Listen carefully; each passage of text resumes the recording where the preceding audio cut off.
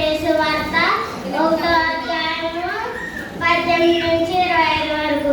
యేసుక్రీస్తు జన్మించినట్లనగా ఆయన తల్లి అయిన మరియ యోసేపునకు ప్రదానము చేయబడిన తరువాత వారము కాక మునుపే ఆమె పరిశుద్ధాత్మ వలన గర్భవతిగా ఉండెను. ఆమె భర్త అయిన యోసేపు నీతిమంతుడై ఉండి ఆమెను అవమానపరచనల్లక రహస్యంగా ఆమె విడనాడ ఉద్దేశించెను. అతడు ఈ సంగతిని గూర్చి ఆలోచించుచుండగా ఇదిగో కన్యక గర్భవతి కనును.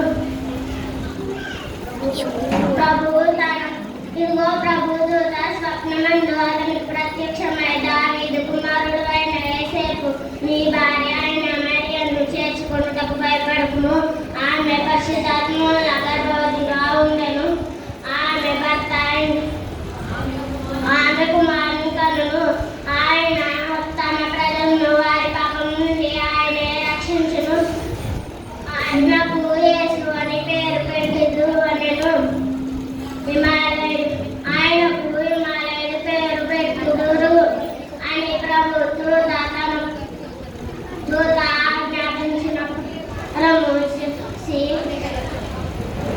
ప్రవక్త ద్వారా పలికిన మాటలు నెరవేరినట్లు ఇదంతా జరిగెను.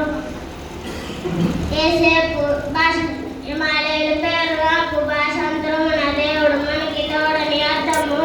ఇదిగో కన్యక యోసేపు నిద్ర మేలుకొని ప్రభు దూత తనకు ఆజ్ఞాపించిన